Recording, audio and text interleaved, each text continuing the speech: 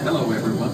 My name is Alex Trebek, and on behalf of California State Parks, I would like to welcome you to Hearst San Simeon State Historical Monument, better known as Hearst Castle. As we begin the riding portion of your tour, we ask for your cooperation. Please stay seated at all times and keep your head and arms inside the windows. Please turn your cell phones to mute. If you have trash to dispose of, there will be a trash container when you exit.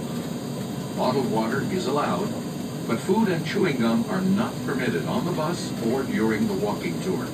We thank you for your assistance in helping to maintain this beautiful place.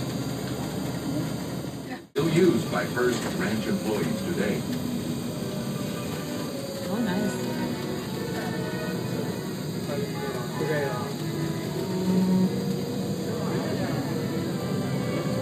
All his life, William Randolph Hearst referred to this place as the Ranch at San Simeon, even though in later years he gave it a more formal name, La Cuesta Encantada, Enchanted Hill. His Hilltop estate became one of the most glamorous country houses in America. It was also You will also see open-fronted shelters made of logs that were built for animals in Mr. Hearst's zoo. His love of animals drove him to create the largest private zoo in America, filled with exotic animals from all over the world. You may see herds of tawny animals that resemble mountain goats. They are known as howdads and are descendants of Mr. Hearst's original herd, still roaming these hills and mingling with the cattle. Originally, this land was home to Native Americans of the Chumash and Selena peoples, who lived there for over 9,000 years. It was claimed by Spain after 1769, and then settled by California cattle ranchers during a brief period of Mexican ownership. California joined the United States in 1850, soon after gold was discovered. George Hearst bought 3 ranchos and continued to run the ranch. The Hearst Corporation runs over 2,000 head of grass-fed beef on these hills today, largely black and red Angus. Cattle graze much as they always have, and depending on the season, you may see them on the hillsides.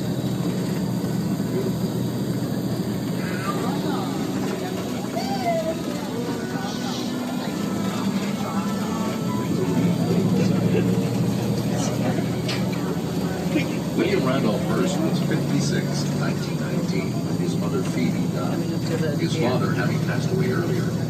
William inherited this land he had loved nearly all his life, and immediately hired a talented and singular architect, Julia Morgan, whose firm was located in San Francisco. Hearst was overheard walking into Miss Morgan's office and announcing he was tired of camping in tents. "I'm getting a little old for that. I'm thinking of building a little something."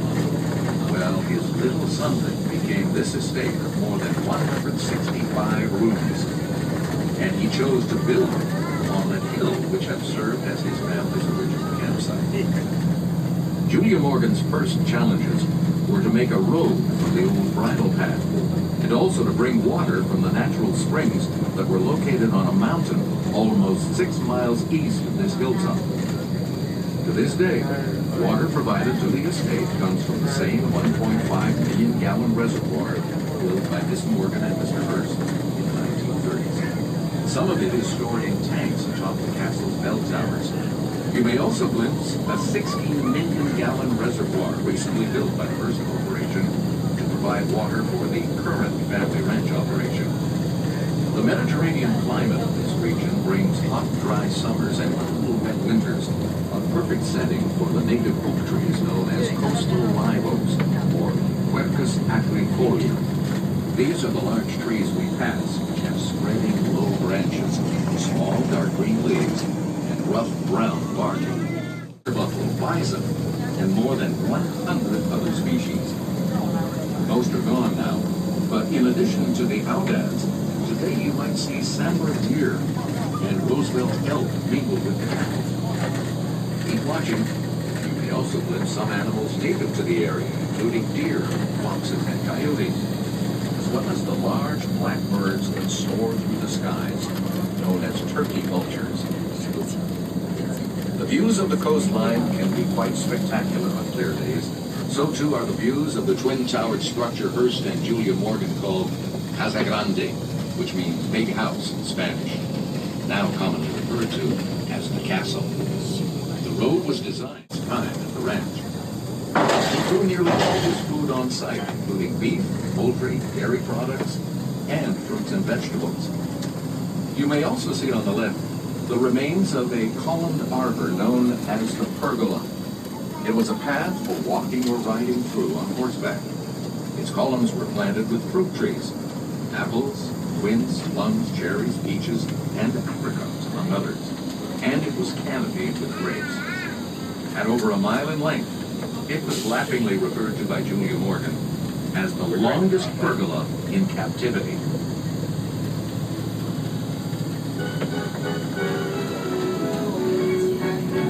The pergola.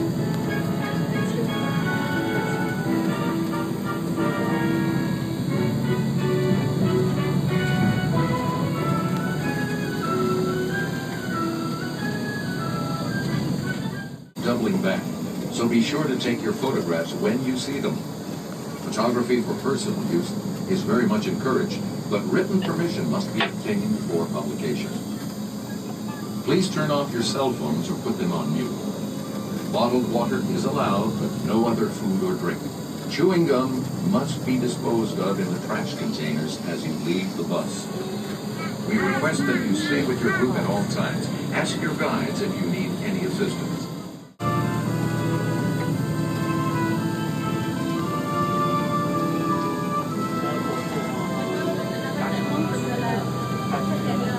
Yeah, the fruits.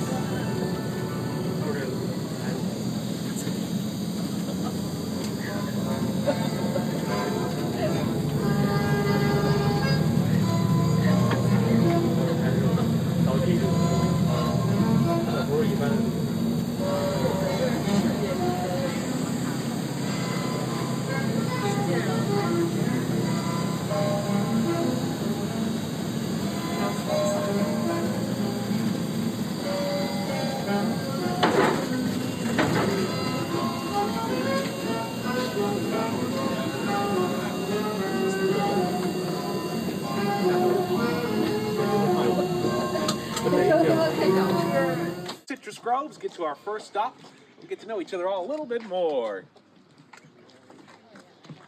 Welcome, everyone. Gotta enjoy the sunshine and warmth. Looks like we're gonna have some rain for about a week after today. These guys picked a nice day to come up here. If you think it's raining, you can go to a museum, hang out, be dry. You can spend about half the time outside up here. Rain or shine. Welcome, folks, welcome. Get ourselves all gathered up here just for a few moments, and we're gonna head up to our first stop in the citrus, right above the citrus groves here. We have Washington navel, oranges, white grapefruit, and pomegranates that grow along the side of the Neptune pool. They're pretty bare this time of year, though.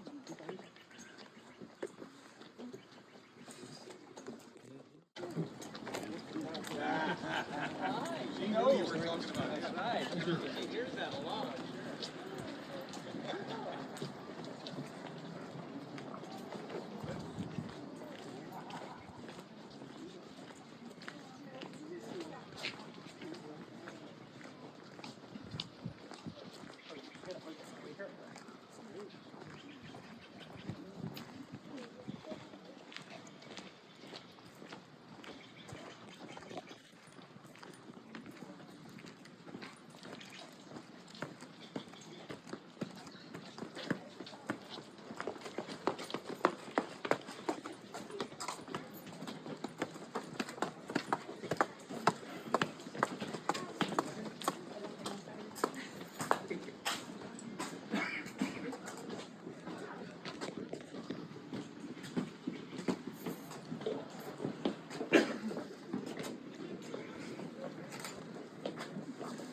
Come on up, folks, and just keep moving. We'll get everyone right up here on the platform.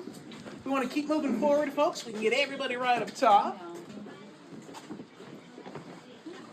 Well, come on up, everyone. We got plenty of room for us. A little bit of sunshine over there, some shade over here. We won't be in this area for too long, so don't have to find the best spot. Don't worry. Well, come on up, everybody.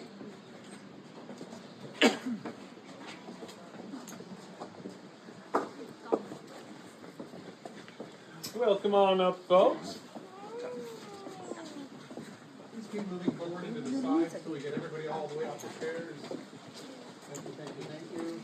Thank you. All righty, folks. Well, on behalf of the California State Parks, I'd like to welcome you all to Hearst San Simeon State Historical Monument. And that is our $10 way of saying welcome to Hearst Castle. For William Randolph Hearst, a media mogul, he'd refer to his estate here as the Ranch, San Simeon, or the Cuesta Encantada, the Enchanted Hill. My name is Gregory, and today I'm going to be your guide as we gallivant through the gardens, going on the Grand Rooms tour.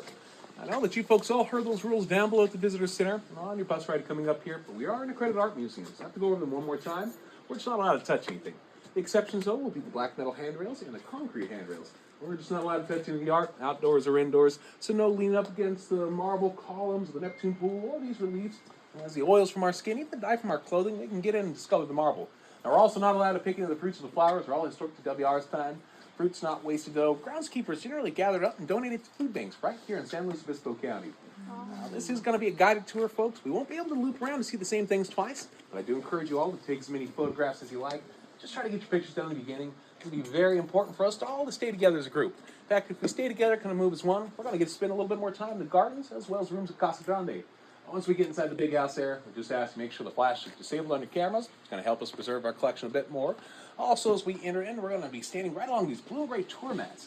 So if you find yourself standing on something that looks like it came out of a Lowe's or a Home Depot, you're golden. But if you end up on a Persian rug or teakwood floor, just do a little hop, skip, and a step back on the tour mat for us. Tour of the art. No, if a rumor you heard about W.R. Hearst, true or not, just go ahead and direct those over my way. I do love answering questions. We're going to be going around here just really learning about the social history of this estate, showing what it'd be like as a day in the life of a guest of William Randolph Hearst. You had received an invitation from him, probably through his secretary, Joe Willicombe. They sail up to San Simeon, drop anchor right there in the cove. The Vanderbilts, though, when they showed up here this month, 1935, that outdo all of us. They came in a Douglas Dolphin 119. It was a flying boat, landed right down below in the cove, trudging up through the waters of the surf. We got a photograph down below in the museum of the Visitor Center. It shows some local San Simeonites around admiring him. Heck, we should get a pretty nice view. I have a question. Yes. Why was there water in the pond? Oh, you know, I don't exactly know why, but we have been having some pretty big storms up here about 2 weeks ago. My friends were telling me we had 100-mile-an-hour winds, and I think maybe they turned it off. They might be doing a little bit of repair, or maybe something with all the rain came through. It might have clogged one of the pumps for that particular fountain. Something we'll see on this one's not, but I believe once we get up to this Egyptian fountain, you can just see the water's kind of flowing there. Yes, actually, he does. Up on the main terrace, you'll even be able to see some little fish in there.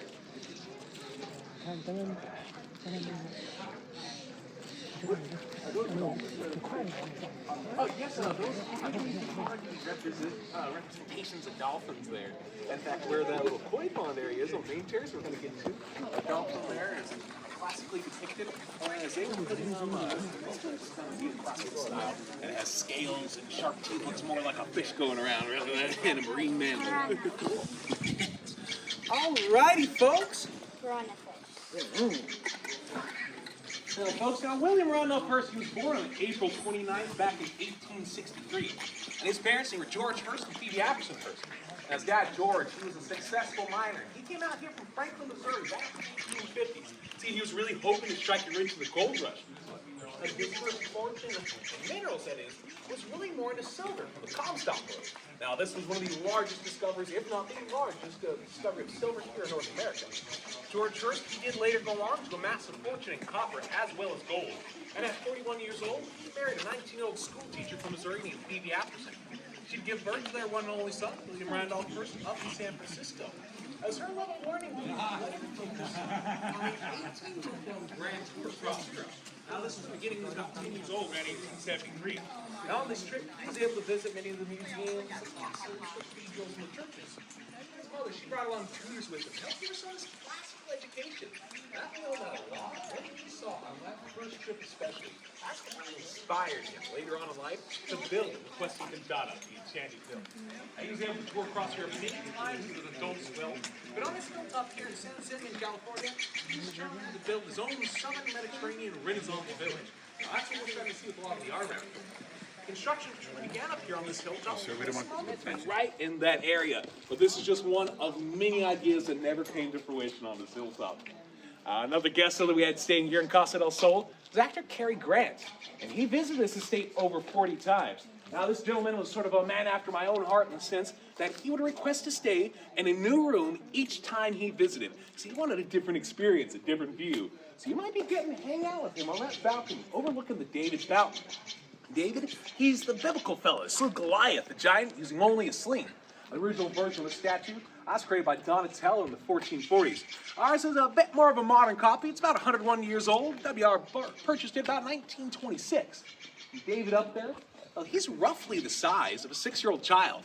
At least that's what electrician Byron Hatchet said. He's working on this hilltop mid to late 40s. He had many different jobs, though. One of them would include out cleaning the basins of these fountains, well, whenever they get clogged with muck and leaves.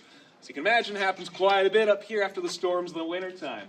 However, he thought it might be a little bit too precarious to lean a ladder up against that fountain and climb up to the upper basin. So what he did is he sent his 6-year-old son up there to do that job for him. And that's how he made the comparison.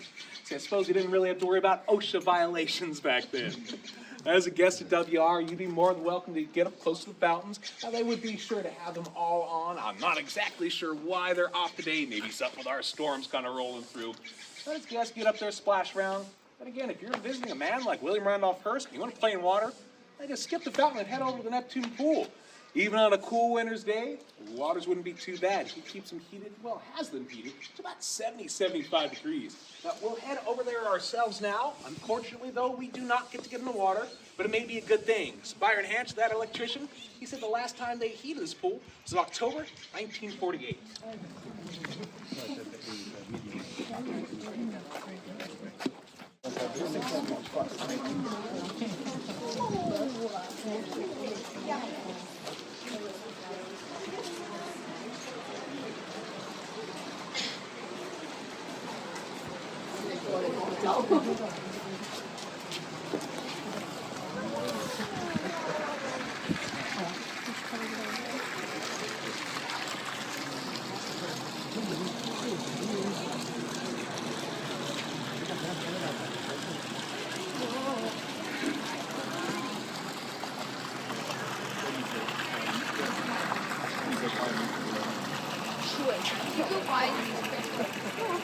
Alrighty, folks, here we are at the Neptune pool, and this pool, we get the name. So if you look right inside our temple facade over here, right here, they figure right in the center is Neptune, the Roman god of the sea.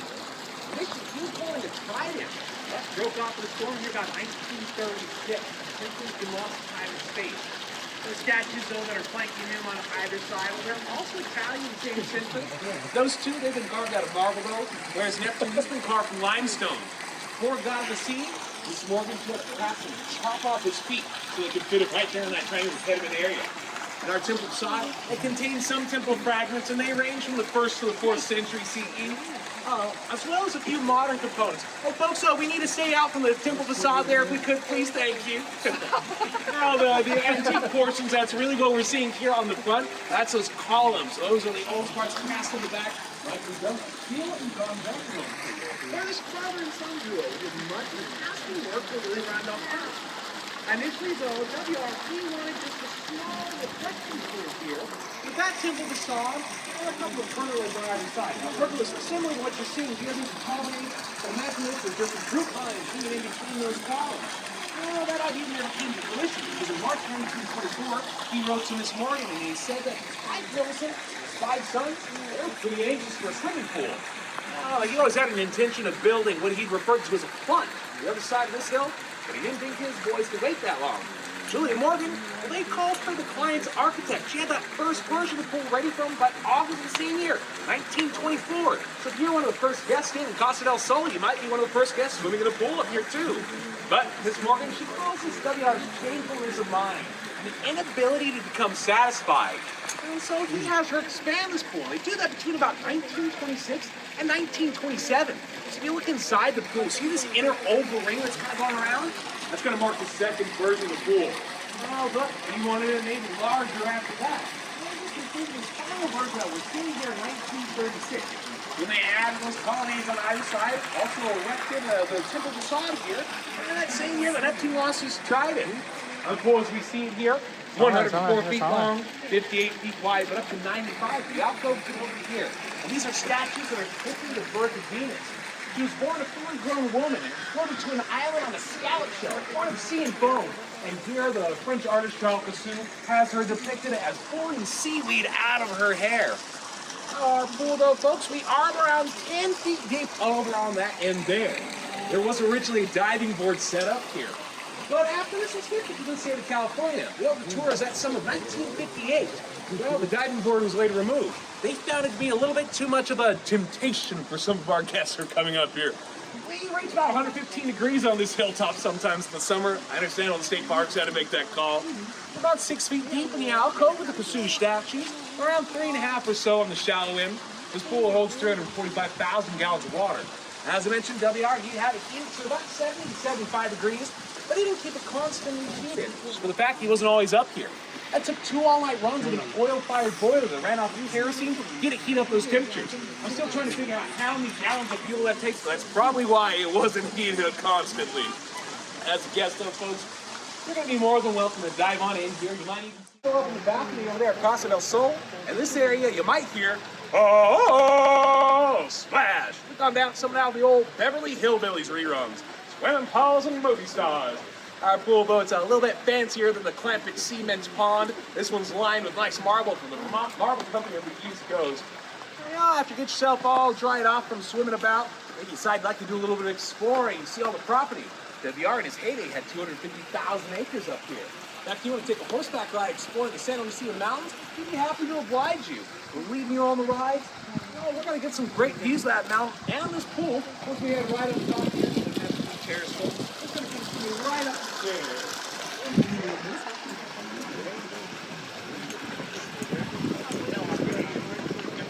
I'll do that next one.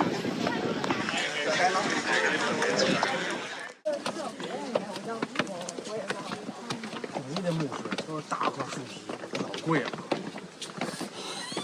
咱家又用木屑，看那人木石。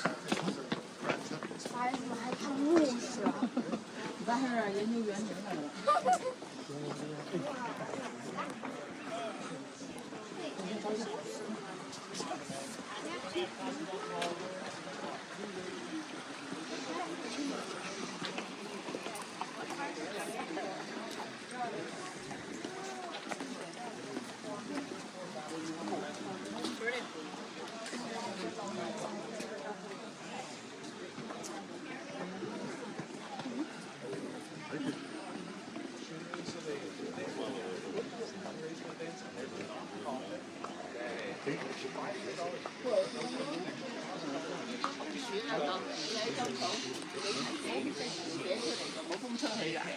The cheaper lady, though, to be friends with one of the first family members, they can still come back up here and use the pools and the tennis courts, but they know that the pools aren't heated anymore. They're pretty smart about it. They come around August, September, when that summer sun is naturally heating the waters up. It's not too bad to live with those. They'll also do different ways. Actually has a yeah, all stuff in it. They're really good.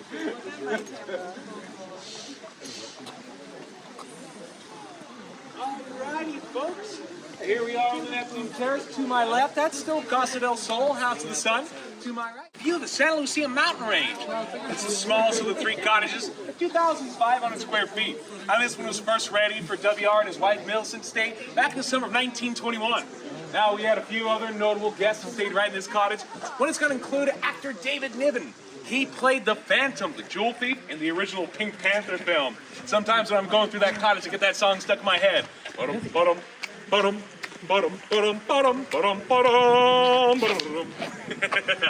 Winston Churchill, he was also in that college, thank you. Back September of 1929, he was up here visiting with his son, his brother, and his nephew. One more notable guest, you may recognize the name, it's going to be Herman Mankiewicz and his wife Sarah. Mr. Mankiewicz, he's the main screenwriter for the film Citizen Kane. He teamed up with Orson Welles, and the inspiration for that film said to come from William Randolph Hearst, Joseph Pulitzer, was another newspaper mogul, as well as a couple of railroad tycoons. However, I'm fairly certain that the Mankiewiczes did not receive an invitation from the premiere of that particular film. As I mentioned, though, if you want to take a horse riding expedition out through the San Lucias, WR is going to be happy to oblige you. The staff members have the horses saddled, ready to go. They'll even provide you with the riding gear and attire. But not everybody enjoyed these rides. King Vidor, American film director guest up here, he's one of them. He's got to stay right there in Casa del Sol. And he said that WR took this almost sadistic delight in riding the young crowds from far off out in the mountains. And he promised them they'd get to rest in the shade of a nice laurel tree, perhaps even a California coastal live oak. When you get up to these groves, he'd say, no, you know, I know of a better spot. Just over the next ridge, over the next horizon. And he keeps pushing them farther and farther out there. And oftentimes, they met by a fleet of driven by Steve Zagar and his company, driven right back here to San Simeon. Mr. Hearst, he said he'd been riding horses since about 2 years old. I just wonder if you can see how some so many moves are counting and when that cool little ranch now. What's one of those smallest crowds inviting up here? No newspaper staff. And that's how he's making his personal portrait. At 24 years old, over the San Francisco Examiner. This is pretty much up in a bitter horse. She said that her rear back, she clung tight, didn't get bucked up, didn't get dismounted. But imagine those stories that she got to tell her friends back home across the pond about getting a true Wild West experience at William Randolph Hearst Ranch. One more zoo animal tale for you all. Back in July 1930, we had a huge fire that broke out in the mountains. The workers, they all rushed out and started breaking down the fences, opening the enclosures to give all these animals a fighting chance. One of these animals was a tapir by the name of Squeaky. Tapirs are these sort of small hog-like creatures that come from South America. Got a little bit of a trunk to them, sometimes even some stripes on the side. Squeaky, she had herself a grand afternoon. So what she did is she just made her way on up to the gardens of Casa Grande. She went around nibbling on all the different colored flowers. Then she headed right down to the Neptune pool, dove on in for a swim, stayed there till the evening time. By then the workers got the fire under control and Squeaky, she was led back to her enclosure. Unfortunately for us, we still don't get to be like Squeaky and get in the waters of the pool, but we are going to get to stroll through the gardens and see some of the flowers. I do ask though, let's only look and smell, no nibbling on them like our tapir friend did. Before we continue along from here though, folks, do you have any questions about the pool or anything else for that matter? I do. Yes. How many people could you fit in that pool? Oh, that's a good question. Probably quite a few. I honestly don't know the number of that. Now, I do know that the Hearsts, when they still come up here and do these events, back around, I think it was around October. Someone was celebrating their 25th wedding anniversary. They had synchronized swimmers in the pool, so there was at least 20 of them in there doing that. You know, his typical party crowd, about 20, 25. I don't think everybody really swam then, but yeah, you could get a decent crowd in there, kind of wading about on the shallow side. Biggest party had about 100 people, so maybe even 100 people in the pool. We'll convince the state to let us in, and we'll see. We'll just start counting as we go. Any other questions here, folks? He wrote this book called Bring on the Empty Horses, where he talks a lot about being a guest up here.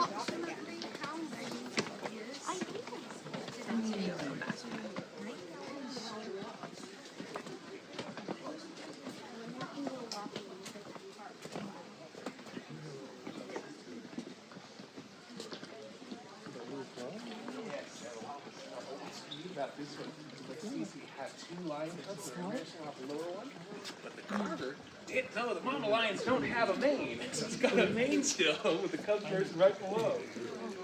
This one, let's see, this is going to be about 900 years old.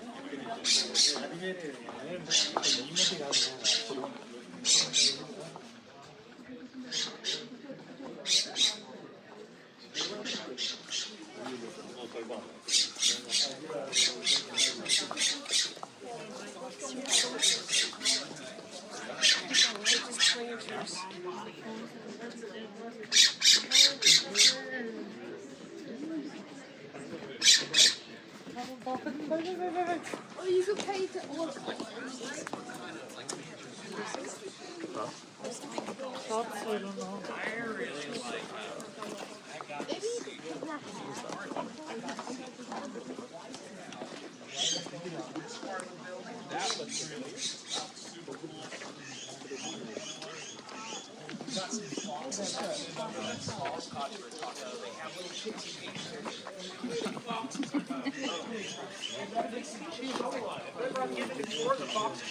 I just stopped talking. Nobody's gonna listen to me anyway. Alrighty, folks. So we've all just walked past. That's Casa del Mar right there, House of the Sea. This one is even larger than 3 cottages. It's 5,350 square feet. That was first ready for our host in the summer of 1923. About 1926-27, that's when his private floor of Casa Grande was completed, the Gothic suites. So if you look at the front of the building, see that brown wooden cornice made out of teak? That is his private floor. Then following the end of World War II, when he returns to this hilltop, he's in his early 80s. Make it a little bit easier on himself. He stays back more there in Casa del Mar.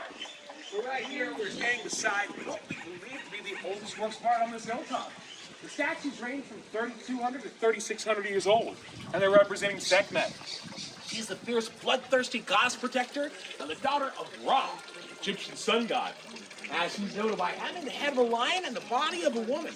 Carved out of a granite stone, this is called diorite. It's incredibly tough and durable. In fact, that's why after thousands of years of sitting out in the wind, rain, and weather, well, we can still make out the whiskers on her face and the lines that go down the mane. Now that upper statue, that red scar that's cutting through, that's a naturally occurring mineral. It's called feldspar. For the lower statue, there's actually a small hieroglyph. It's going to be right there. We can actually see that the sun is hitting it there. And the translation of that hieroglyph reads, the good God, Lord of 2 lands. In Egyptian mythology and folklore, the good God's going to denote a king. There's a great God would denote a God as we know them today. Lord of 2 lands? Well, that is going to be a reference to Upper and Lower Egypt, or the Upper and Lower Nile. I find this pretty fitting for William Randolph Hearst. Not only did he have his mini empire, but he also was tolerant considered. So he was sort of a lord of 2 lands in his own right. Lord of the Pit, Lord of the Saddle. And as a guest of his after about 1928, well, you would have been dropped off where he picked you up at. That's actually where you'd be heading on the horseback ride. Well, you'd be driven around the entire estate, so you can take in the grandeur, the scale, the size of it all. You're dropped off right over here at the South Erie Terrace. Sekhmet, she may have been one of the first objects of art that you saw on this hilltop. Then again, you also may be distracted by the towers of Casa Grande. Just make your way on up to the central plaza as we're about to do. Excuse me now, folks, before we head there, I do have a couple of quick...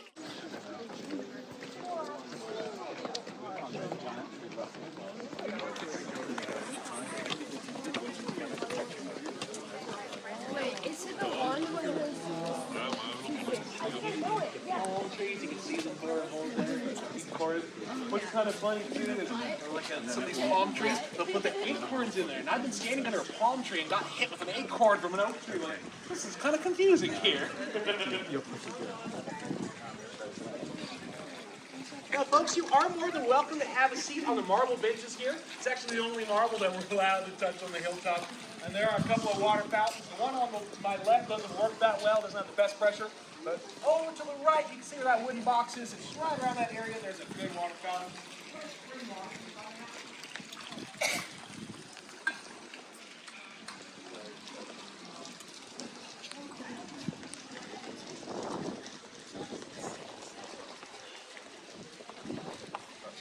Alrighty, folks, right now we're standing in front of the Casa Grande. Now, this is Spanish for big house. The inspiration for this building came out of a church in Northern Spain. But it's not Maria del Mayor. That church, however, only has a single bell tower. But both our architect, William Morgan, and William Randolph Hearst are fans of symmetry. One of the reasons we have two. Everything that we see up here is all designed and built by Miss Morgan. She was the first woman who studied architecture, in the Code of Posada in Paris, France. After that, she became the first woman to be a licensed architect here in the state of California. Second woman to do so in the United States of America. You don't know the Bay Area. She really knew all about the dangers of fires and earthquakes. It's also known as steel reinforced concrete, part of their building material. And what they would do is pour the concrete into wooden forms. They made these from California redwood back then. They would pour it layer by layer, after which this limestone facade, it's added onto it. It gives it this sort of castle-like church all again. A 20-year collaboration between those two, it was never completed. CG wanted the limestone facade wrapped all the way around. Morgan, she learned about building with concrete while she studied at Leopold. It's also really impressive upon her architecture. That's why, if you're looking out inside the entranceway here, these are two 15th century Spanish wildmen. Like that facade, they've been carved out of limestone. The wildmen are known to be the guardians, protectors of the forest. They represent anything that's wild or animalistic. These two kind of have a Bigfoot appearance to them, don't they? Funny enough, the Coast Salish people, Pacific Northwest, they have their own word for wildmen. Sasquatch, where we get the term Sasquatch from. So it's kind of neat to think, even though these folks are from Spain, they may have some kinfolk just up the coast from us here. As a guest of WR, you're going to be more than welcome to lounge about here on the Central Plaza. Sometimes they call this the main terrace. You might see him and Miss Morgan going over some drafting revisions. Or maybe he's visiting with another guest. He's chit-chatting with old Charlie Chaplin. He came up here so often they called him the court jester of San Simeon. If you are up here though in the heyday, you're going to be welcome to walk right in through those wrought iron grill doors. That's real gold gilding that's been applied to them. And right on the other side of those doors is a set of Roman mosaics, about 1,500 years old. So in an effort to help preserve them, we're going to seek our way into the side entrance around the corner. Do you folks have any questions before we head indoors? No, the state put in the black wrought iron handrails we have. This would have just been all open there, a little bit more precarious. Maybe one of the reasons that WR serves some pretty weak cocktails to his guests up here too. Never get a chance to, if you go on the upstairs suites tour, well, they put in all the rails there, the state did, as well as these kind of non-slips on the marble. So it can be pretty precarious and scary up here, I suppose, at times. Any other questions, folks? How would they put this all together? Oh, well, which part? Like the intricate little parts. These are here, so you can see that they are broken down into sections there. You can see, so it's almost like they set up like a giant puzzle, and then I believe they probably use some kind of like cement there to adhere them all together, trying to build up. And they'll put that on after they put that limestone facade. It's just like it's like a stone that's maybe about yay thick, so it just kind of flatly add on to it. Alrighty, folks, let's go ahead though. We're gonna head right inside. We'll head right through this way here.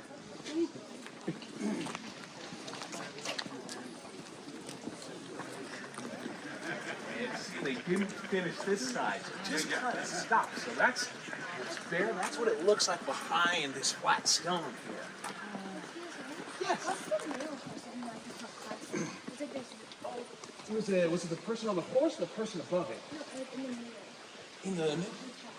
Oh yeah, I think it was wearing the crown. Yes, oh that is going to be the Madonna and Child, so it's the Virgin Mary, Jesus' mother. And that statue there was made in the 12th century, so it's also about 900 years old. Yeah, he bought that one. I believe it came from Spain. I'm not 100% positive. I got to double check. That's a great question. Alrighty, folks. In here, you can really see some of these unfinished portions of the castle here. It's kind of frozen in time. Those doors over there lead to the pantry and the kitchen. As a guest, you'd be more than welcome to run in there, get yourself a snack. You see that along the cottages and kitchen tour. But you'd be feasting right on the other side of this wall in the refectory, the dining hall. We're going to be getting in there right after we head into the assembly room. Watch your head, watch your steps, folks, and we'll make sure we stay on the blue and gray tour mats.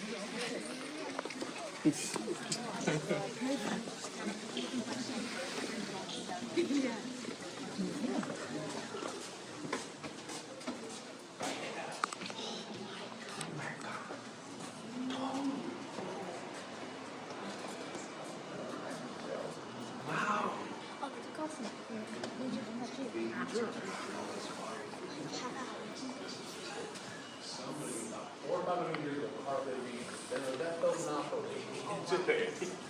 4 or 500-year-old graffiti cards in there.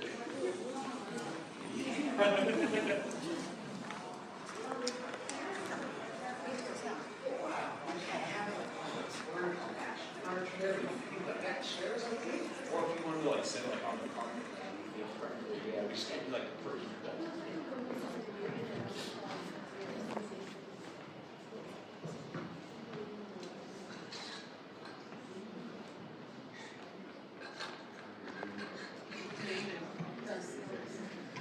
Yes, actually, we have a whole collections team of basically that's their jobs.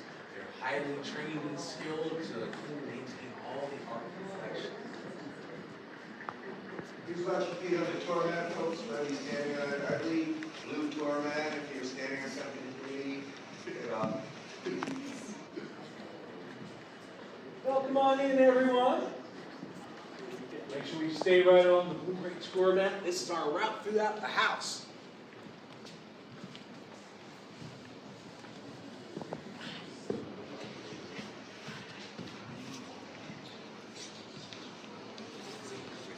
Come on in, folks.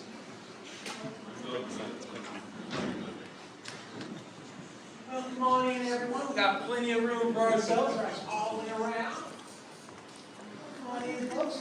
Just stay right on these little great tour mats.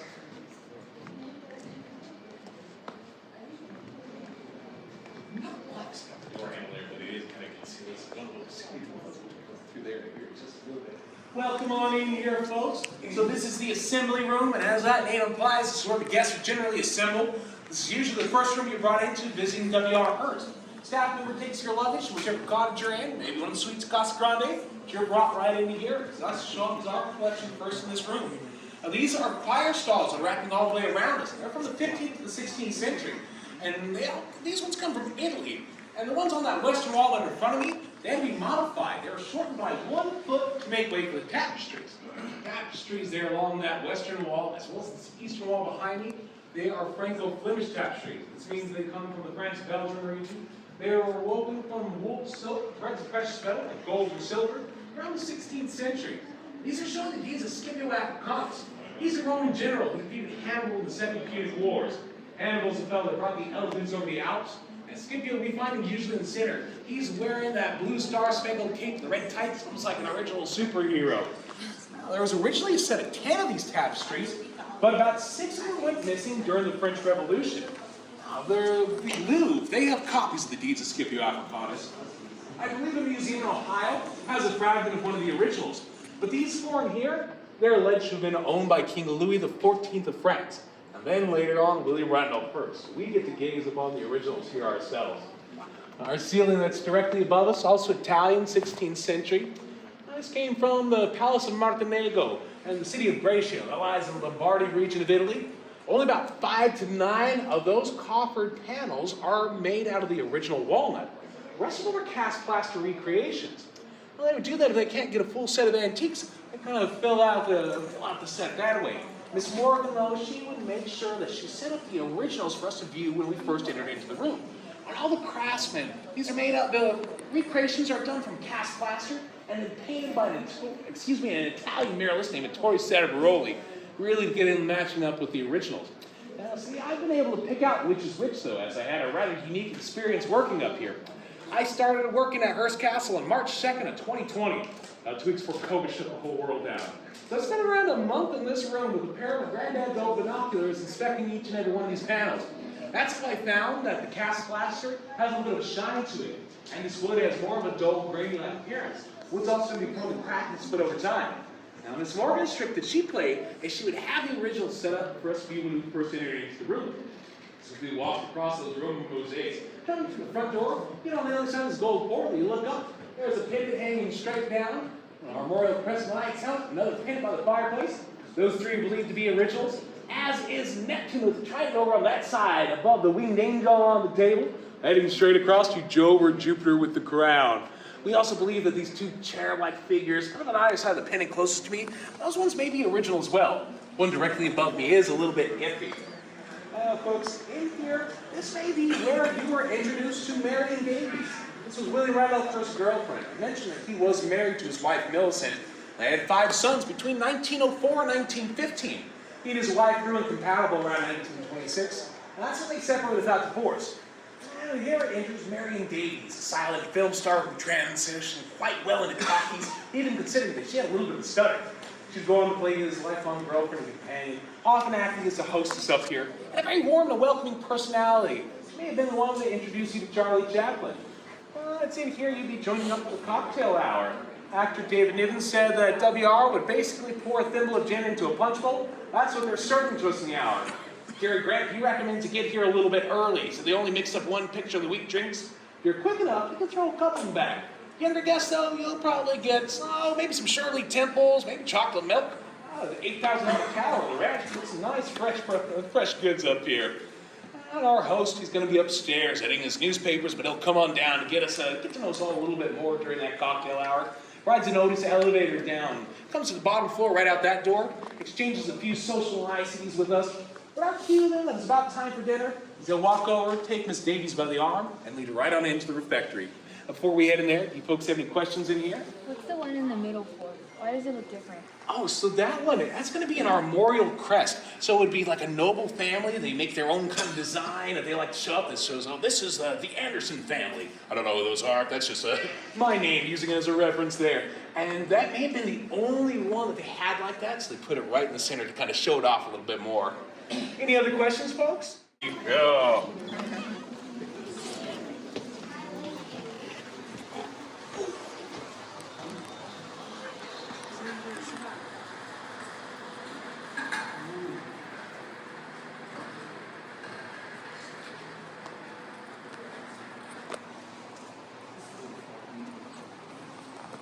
Well, come on in, folks. You will make sure we stay right along the Bloom Ray tour map. Now, this is the only room in the house that I get to break the rule to hide behind the table. Gotta be a state park employee, but we're hiring. Well, come on in, everyone. Now, according to Hearst Castle lore and legend, in the late 1990s, the Harry Potter production team is said to have come through here on a tour. Took some photographs of this room and some sketches. So the refectory here may have been one of the many inspirations of the Great Hall of the Harry Potter film series. Makes perfect sense to me because these chandeliers have always reminded me of the floating candles. Well, come on in, folks. We got plenty of room for us here.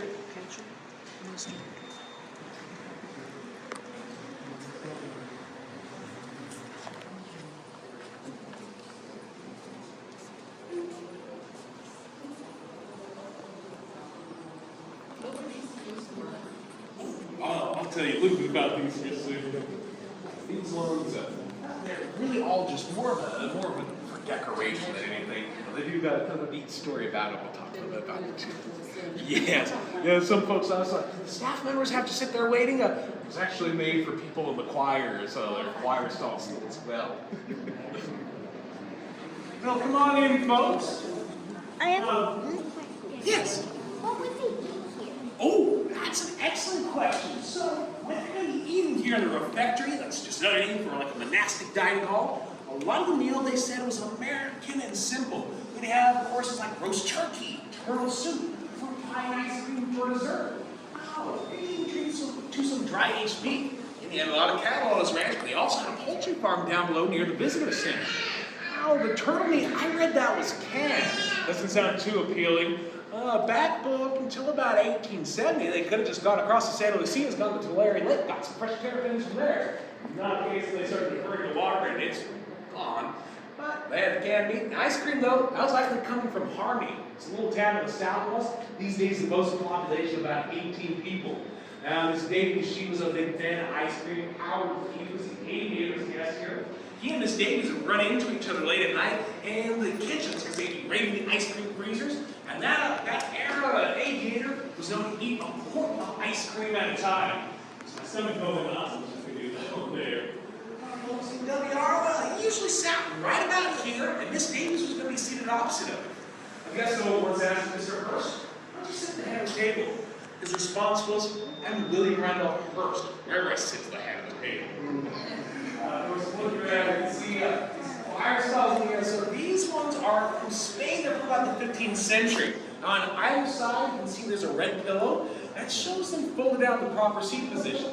The little tiny seats look pretty uncomfortable, and the rest of them, these are called mercy seats. So the idea behind them is that if you're wearing your choir or your clergy robes, it's going to give you the opportunity to get off of your feet, still give the appearance that you're standing in those long Catholic masses. Flags that are above the stalls, well, our host would come in here correctly. He'd say, well, these aren't flags, these are banners. They're representing the Palio di Siena, a very intense bareback horse race that's been ongoing in Siena, Italy since about the 13th century. Those races usually take place July 2nd and August 16th. Now, last year in July, there was a Quadrata del Selva, the fourth stitch. That's the orange and green banner above me here. And then the winner in August was the Quadrata del Loca, goose stitch. See, right over towards the end, all crazy.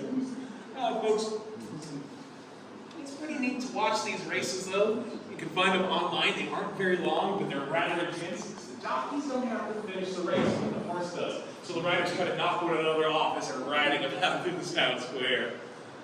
You know, as guests of the folks really might be talking about the races and getting a little bit of lecture on his banners. He's also expecting you to ride him a bit of an after-dinner entertainment. Marion Davies and Charlie Chaplin do their impersonations and impressions. The stage was quite good at impersonating Eleanor Roosevelt. WR liked to get a little kind of rather high-toned nasally voice so he could really belt it out. But he didn't call upon you. Perhaps to sing a song. And if you'd gone on one of those arduous and hot horseback rides with him and King Vidor, well, maybe like me, got a bit of an honor nature to you. You might stand up and sing him a little number like, all day I face mountain ways without the taste of water. Water. Oh, down in my with throats gone dry, eyes that cry. Water, cool, clear, water, water.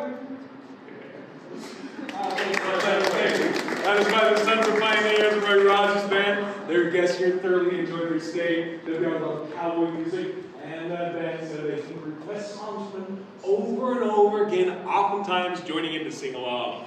After you sing through some of those non-block calls, you might decide to get foldable Dante chairs. They're also not the most comfortable to digest a meal in. At that point, you might spice in these overstuffed armchairs. So, in the morning room, just make your way on in there. A little bit more entertainment. Also, maybe do a little bit of gossip, maybe a problem guest. Before we head in there, folks, do you have any questions in this room? Yes, sir. What is that scepter under glass? Yes, so this is actually going to be a ceremonial race. Not even confused with a scepter, but a scepter is going to be held by a royal authority, like King Nebuchadnezzar here in this pastry, where Daniel was interpreting his dream. A ceremonial mace is going to be a symbol of like civic or a public elected official, their authority. This actually isn't the one that WR owned during his time. He had another ceremonial mace as well as a two-handed sword that I believe came from Galway, Ireland. Around 1961, that city asked their relics back. The state of California and the Hearst family both agreed they sent it back, and this was kind of sent as kind of a consolatory prize. Now, this one here was made in Dublin, Ireland, about 1903. Made out of sterling silver, and it weighs about 10 pounds. Compared to the Whiting cistern over here that weighs, I believe, around 20 to 30 pounds. A bit more pure silver that way. Any other questions over here, folks? Yes. Oh, so this is big fruit here, so you can't have real fruit and bring any insects. But yeah, this is just kind of like we're showing like what you can eat here. You can see like the ketchup and mustard. He keeps them in those bottles like that because it reminds him when he used to go camping up here when he was a young boy. He calls this just kind of ranch style dining. They would even give the bones to the dogs right off the table. Little dachshunds would have a chair pulled up behind them so they can sit and see near the table too. All right, let's go ahead and continue right on into the morning room here. Now we can go on either side as long as we stay on this Balloon Rate tour map.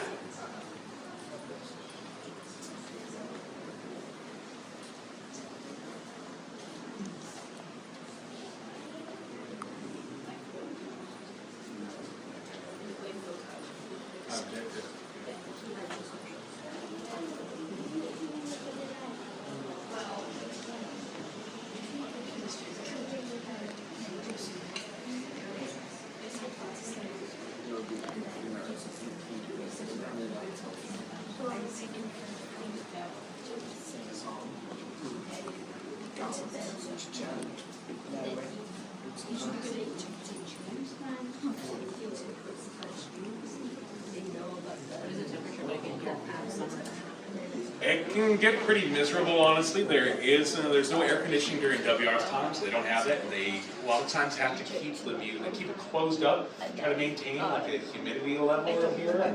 So some days it can get pretty stifling in here. Everyone's just kind of beating the sweat. Sometimes during the summer it gets so hot we have to shut down the very top floor just for safety issues there. So if you really want to do the upstairs suites tour, go to definitely a cooler time of year. It's a lot more fun that way. Alrighty, folks. Right now we are in the morning room. It's not a room of sadness. It's an east-facing room. That's how I got its name. You might be able to watch the sun rising over the San Lucias, but generally this was really used more as an after-dinner entertainment room. Before they constructed the movie theater, sometimes guests were shown a film in here. They'd set up a projection screen on that end, move the sofa and the chairs here near the fireplace, and a portable projector would be set up. But after they completed the theater, about 1930 to 1931, guests still came back in here, using it as a nightly review room. David Niven said it was the best place in the world for a good film. It'd be a rough crowd for a bad film. I like to imagine him, Marion Davies, maybe Cary Grant, just making fun of each other's movies. Well, this room too, it shows us an excellent example of how the ceilings at Casa Grande are generally modified to fit the rooms, not vice versa. The original portion of the ceiling is that bright red that you see in the center. This is a 15th century Spanish ceiling made out of pine.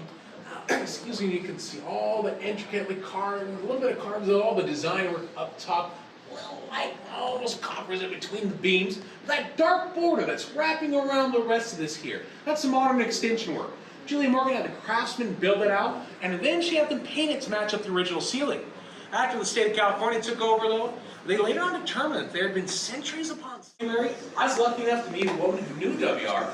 She told me their father worked up here for him as groundskeeper, and she was good friends with his grandson, John Jr., known by the nickname of Bunky. She told me, though, that Mr. Hearst intentionally purchased the ceiling covered with smoke because he liked the aged effect that it gave to it, and then lent to the room. I do wonder, though, if there's just something about that ceiling that just really pulls some smoke to it. There's a fireplace to my right, smoked constantly. It's the bane of WR's existence, if you will. No matter how many times he had the craftsmen reworking the chimney and the flue, they could never get it to draw the smoke up and out like it properly should. He said that if you needed a fire in here, you had to have that door cracked open, which brought in an awful draft. And you're basically going to be toasting your backside and freezing your front side, and vice versa. But maybe you're in here with Roy Rogers, getting to know him a little bit more.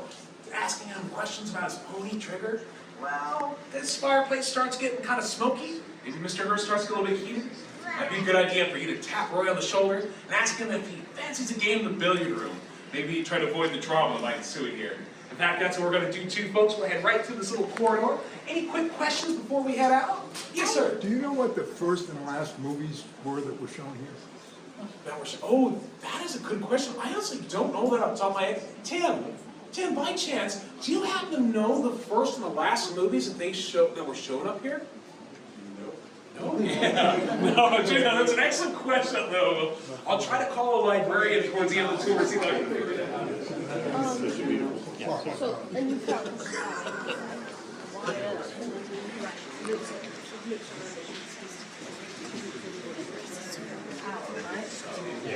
So what it does is it says it's going to go slow.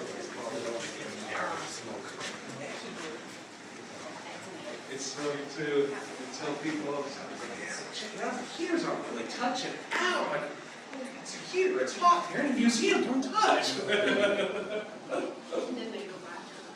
So after it's been raining, sometimes you see steam coming off of people's jackets and pants when they're standing by the heaters there.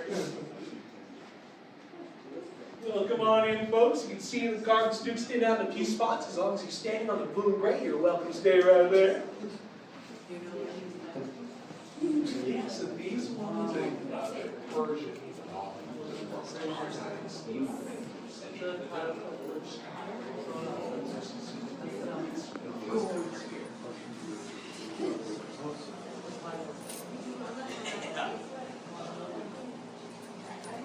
Tree steps in there. The fireplace is here. Yeah. that's a big word. He was actually one of the first ones guy. And then you're watching these new spills, that new technology, are hundreds and hundreds and hundreds of years old. Yes.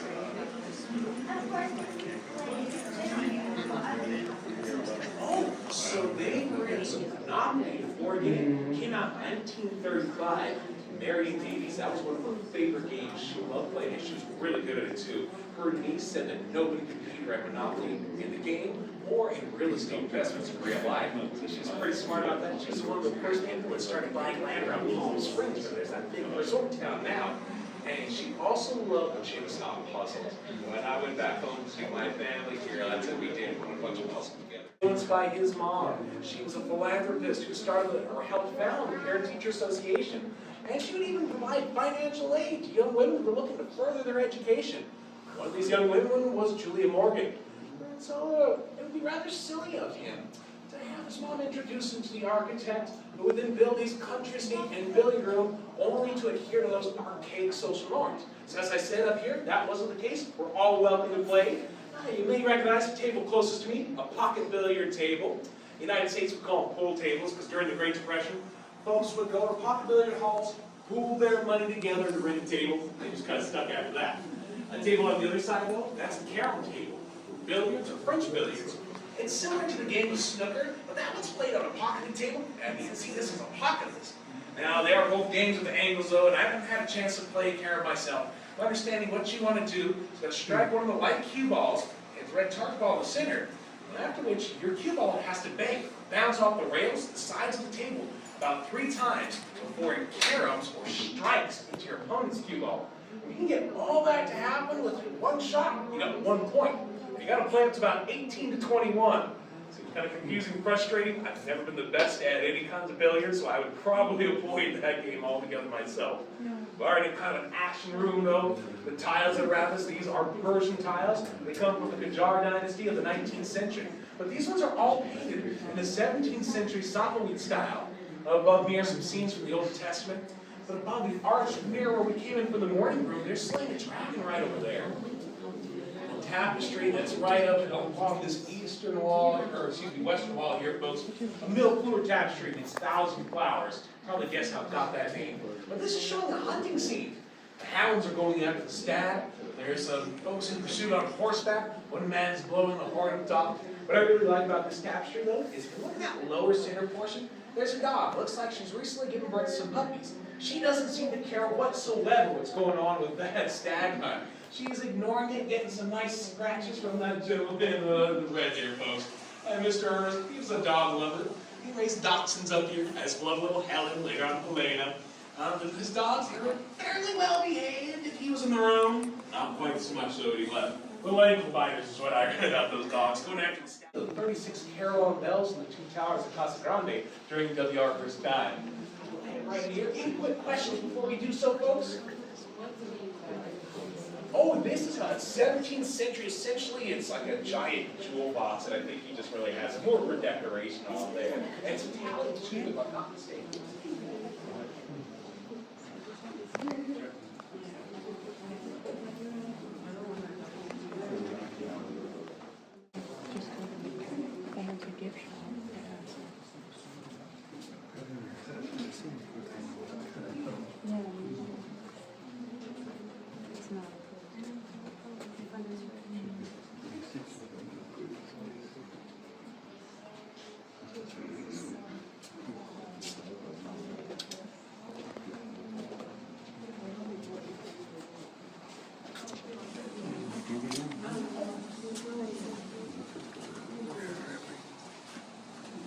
This is the theater.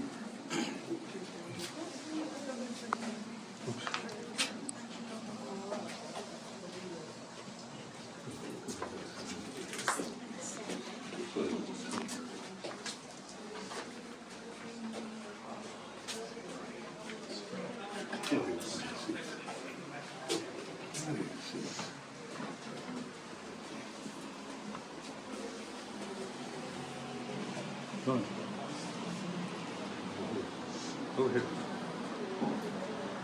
Come on in, everyone.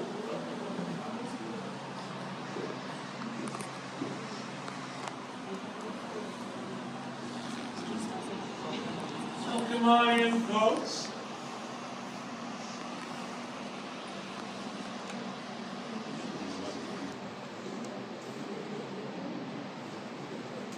Well, come on in, everyone. Feel free to have a seat.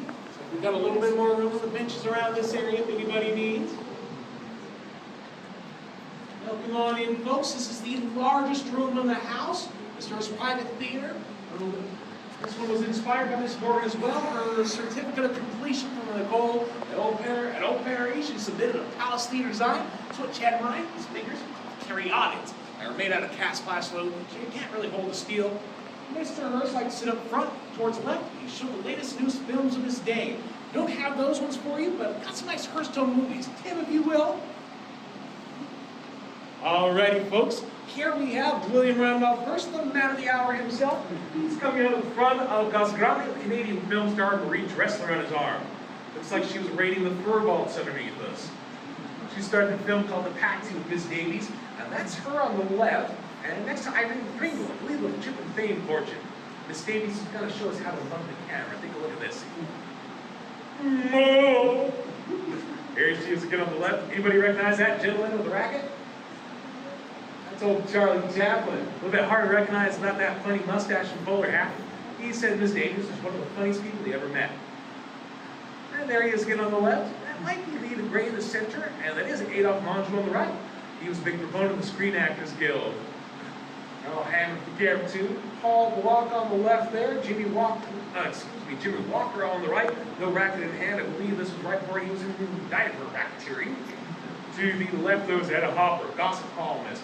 Avoid her in cocktail hours. You don't want to end up one of those articles. She's standing next to A.P. Giannini. He created Bank of Italy, and it later became Bank of America. John Gilbert is a silent film star, lived in Count Monte Cristo. Claire Windsor here on the left, beside Dolores Del Rio, a Mexican film star who broke down many barriers in the industry during her day. Here's Mr. Chaplin again, playing on the courts of San Simeon. And this next scene, we have Big Bill Tilden. He is the first American to win a Wimbledon, and he's actually up in Wintune, WR's Northern California retreat. More inland along the Cloud River, it's near the base of Mount Shasta.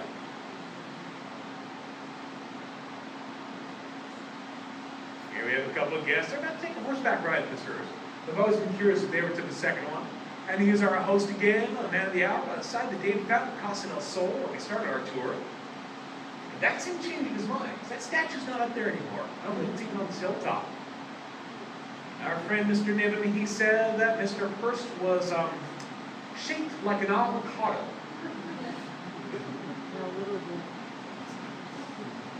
Here's Mr. Hearst. He likes to ham it up and lays around with his guests to have good diabetes. And Miss Morgan there, she's rather shy. Doesn't like to give interviews. Doesn't really speak for itself. Here we have Billy Higgins, Hollywood's first openly gay actor, Marion Davies, and Mr. Hearst, and they're all viewing the polar bears. You folks will get to drive past the polar bear enclosures on the way down the hill again today. It's like a nice swim. Oh, love the little lion cubs. This gate is called the Grasshopper Gate. Take a look as it jumps. I think it's pretty neat. Woo! That might be one of Steve Zinger's taxis heading to Casa Grande on the hilltop. This sign here still applies because it's a working cattle ranch all around us. The Hearsts have about 83,000 acres in maintained today. This is a kangaroo and a wallaby from W.R. Hearst Menagerie. He had one of the largest zoos in the country in his day. It's a white fallow deer from India around Southeast Asia area, if I'm not mistaken. The original dirt road right there. Roosevelt Elk, they're still on the northern boundaries of the property. The bison and American buffalo, they're long gone. The oudads and firebird sheep, you can see them from time to time. No more impalas. These next critters here, the zebras were pretty famous for. You can spy them sometimes down below along the land side of Highway 1. A couple of long floors. That's when guests sometimes go roam around, playing hide and seek, have water fights in the hallways, and take swims in the pools.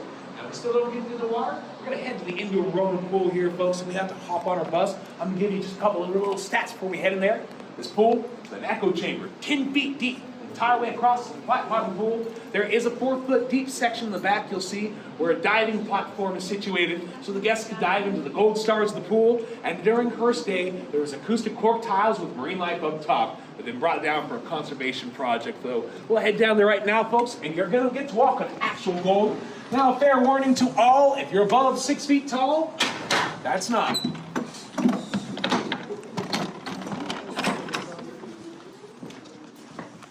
I was very close to that. I took my chances.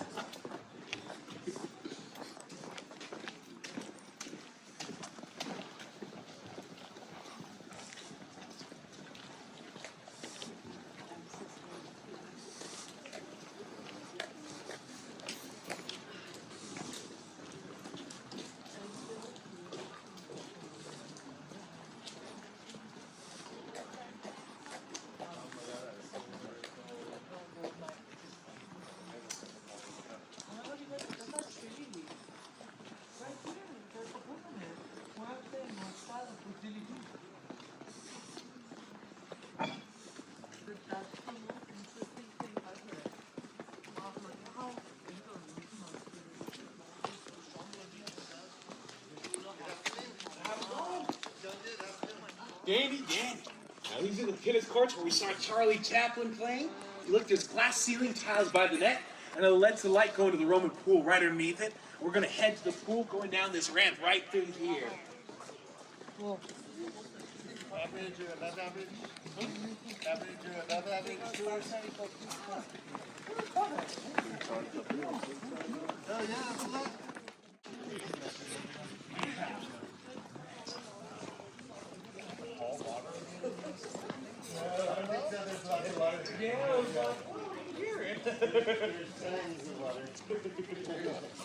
Roughly last year, 60 inches. They're building a million-gallon piping structure to hold water. Really? Oh, wow. Very cool. Yeah. Have a good day. You too, man. We'll see you later. Yep. Right in here. And this is real cool. Let's walk on.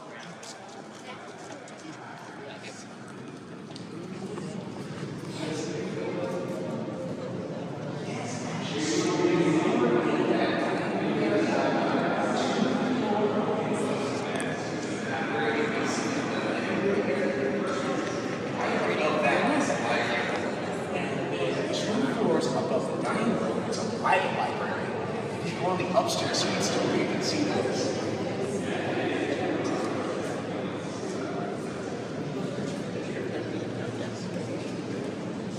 Yeah, there's an optical illusion that makes it look like where he stands is a piece of portion. I don't exactly know how they achieve it because it's something with physics that is not my strong suit.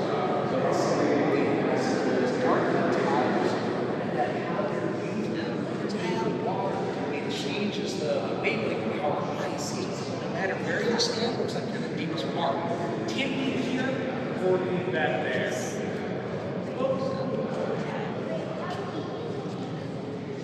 It's 10 feet the entire way across here. It just looks like over on the ends. It's a flat bottom pool.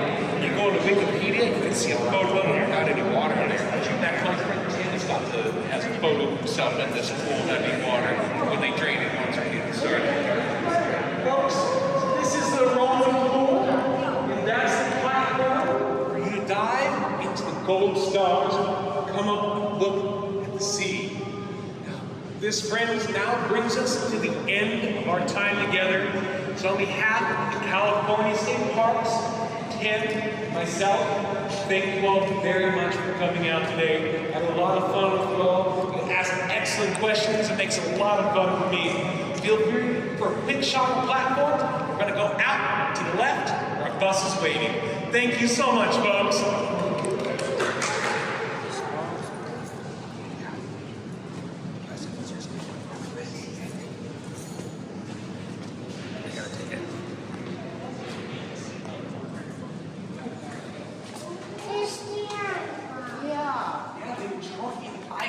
Every day. Yeah. Thank you so much for coming out here, folks. I really appreciate y'all. Thank you. You stay here every day? Every day I have to go home at the end of the night. In the 1970s, the tour guides got to stay up here during the summertime, and I heard stories that, they would have barbecues at the pools and go swimming after work and that. I'm really hoping they'll let us do it one day. They used to let us go swimming, but not anymore. So, yeah, there's, I guess, a new person in charge that has twice in the pool or something. I don't know. But since WR, he always allowed all his staff members into the pool. I think we gotta be like Mr. Hearst. We're supposed to keep this museum the same way he had his house. Thank you all so much for coming up here. I appreciate you, folks. Thank you very much, folks. I appreciate you all joining us here today. Enjoy your...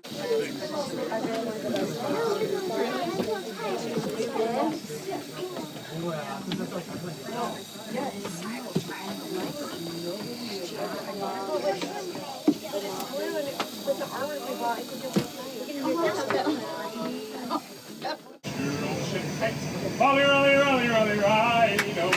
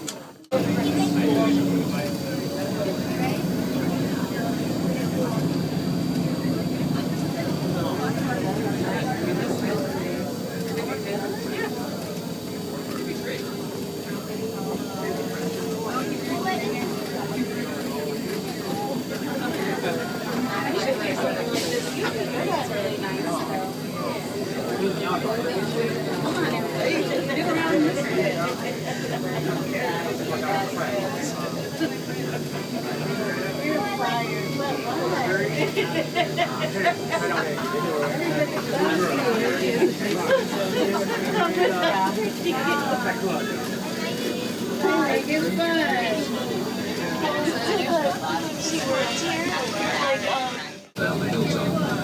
Thank you. Proceed and help us by not taking The one that we went to was really good.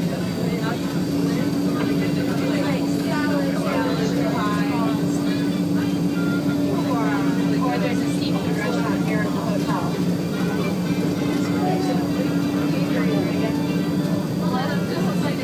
The one here is not like a cafeteria.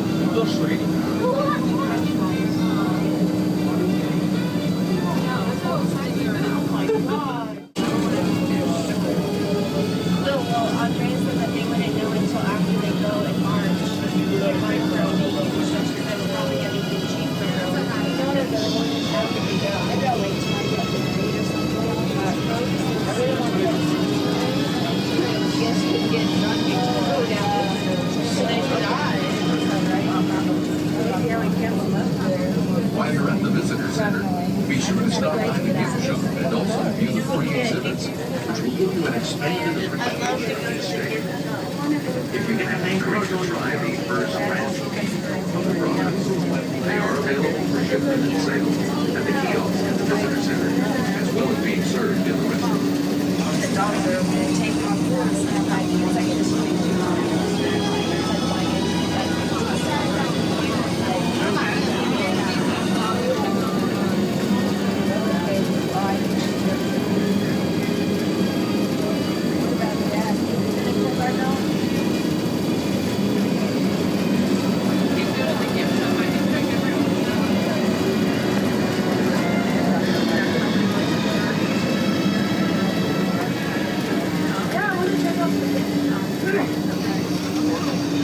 As we descend the coastline and the matchless views become visible again, you can see why William Randolph Hearst went to the expense and difficulty of building his estate at the top of such a high hill.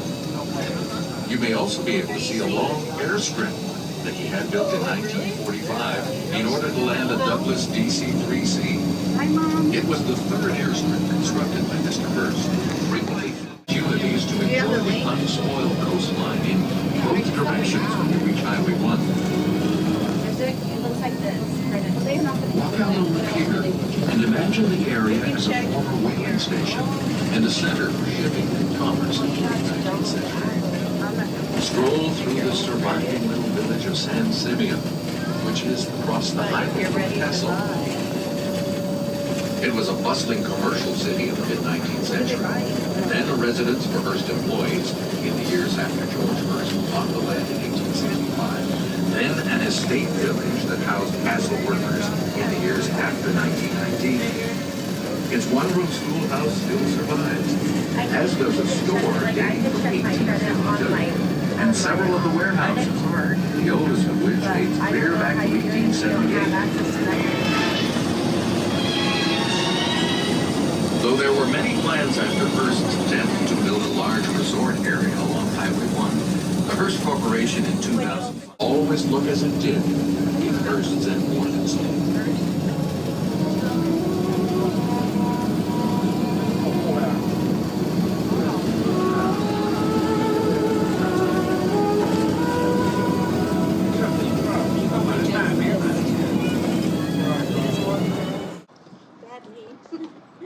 Have a good day.